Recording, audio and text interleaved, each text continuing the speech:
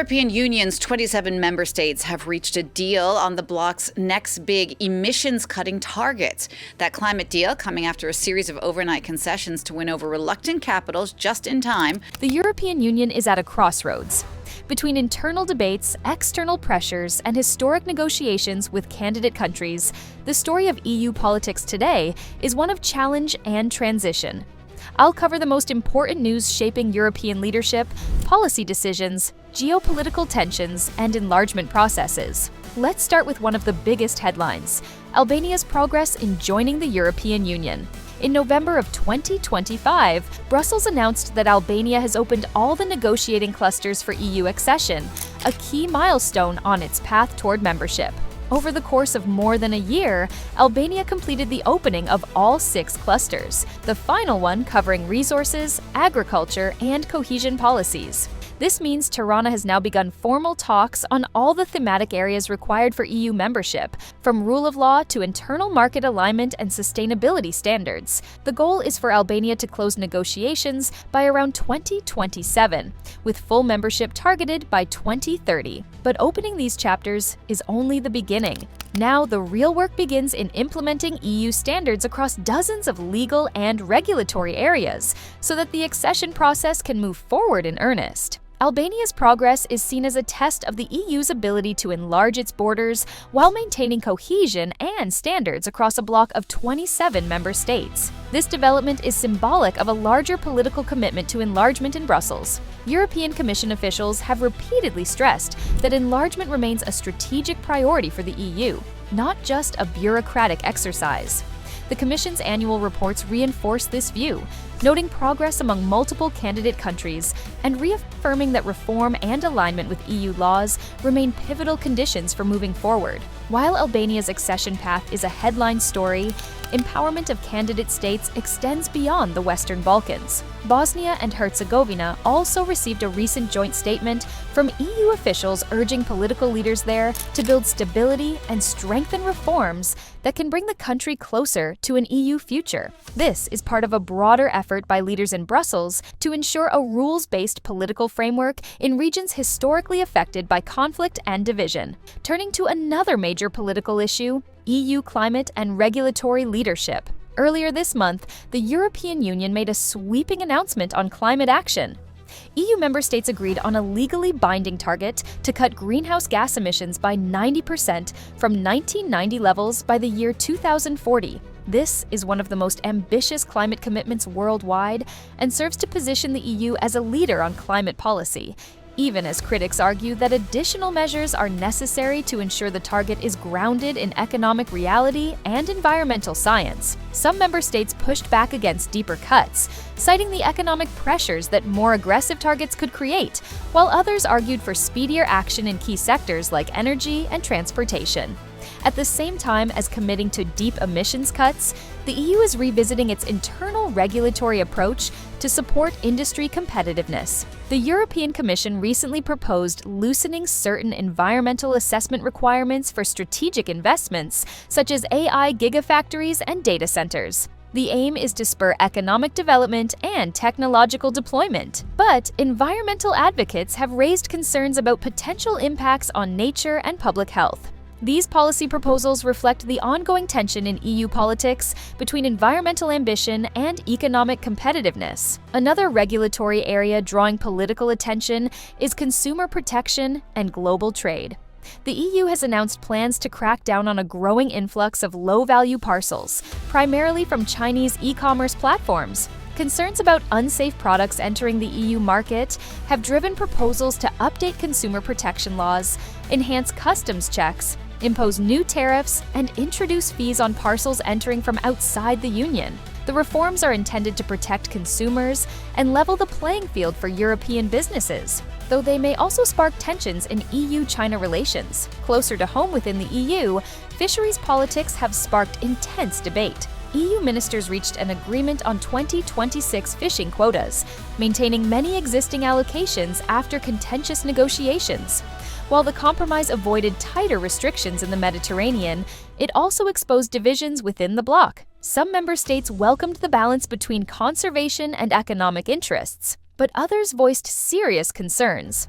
For example, Ireland's fishing industry leaders called the deal catastrophic, warning that quota reductions could result in significant job losses and economic harm to coastal communities. These debates highlight how EU-wide policy decisions can have very different impacts at national and regional levels. Shifting to EU external politics and geopolitics, the war in Ukraine continues to dominate Brussels' strategic agenda. European leaders have pledged financial support to Ukraine for the next 2 years, but the question of how to fund that support remains deeply contested. One of the most politically sensitive proposals involves using the interest on roughly 210 billion euros in Russian assets that were frozen after Russia's 2022 invasion of Ukraine. Hungary and Slovakia, 2 EU states with pro-Russian leadership influences, have repeatedly voiced opposition to using those assets, arguing it could jeopardize legal norms and peace negotiations.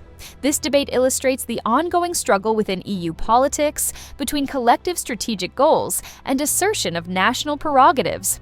This conflict over Ukraine policy reflects broader tensions with the United States. Recent discussions in Brussels have centered on transatlantic relations, with EU leaders expressing concern over what they see as American interference in European politics.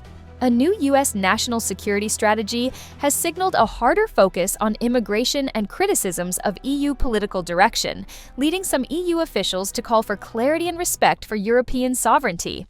This dynamic is fueling debates across EU capitals about the future of the transatlantic alliance and Europe's strategic autonomy.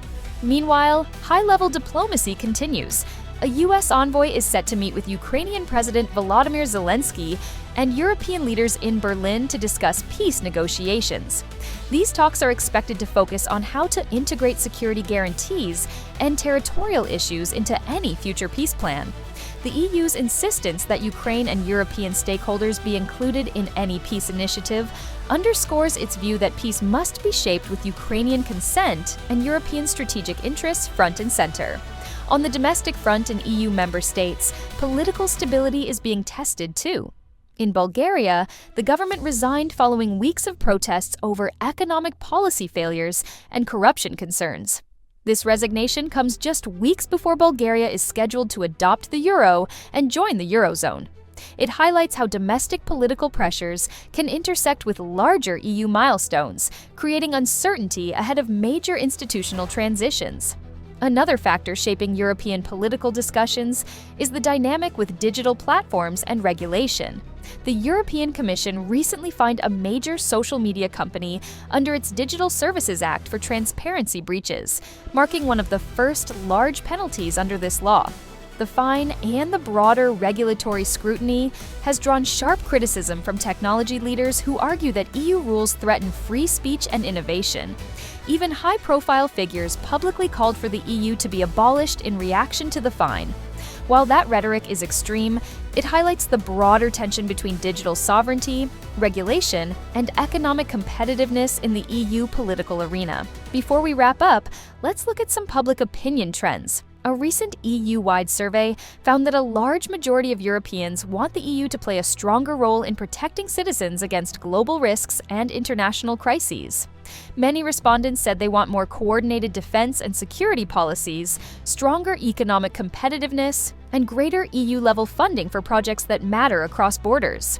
These results show that citizens see value in collective action at the EU level, even as political debates continue over sovereignty and national control. As these developments unfold, remember that understanding EU politics is not just about institutions or treaties.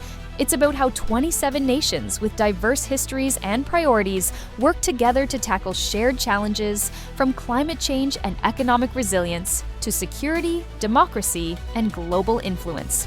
The European Union continues to evolve, and in many ways, the decisions made today will shape Europe's political landscape for decades.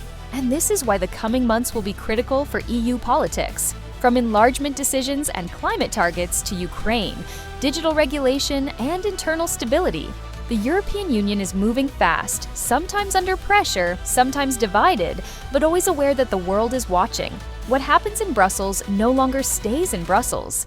It affects energy prices, migration flows, security policy, and global power balances. Whether the EU emerges stronger or more fragmented will depend on political leadership, public trust, and the ability to compromise without losing direction. That is exactly why following these developments matters. If you want to stay informed as these stories evolve, once again, make sure to subscribe to EU Politics and stay connected with every major update.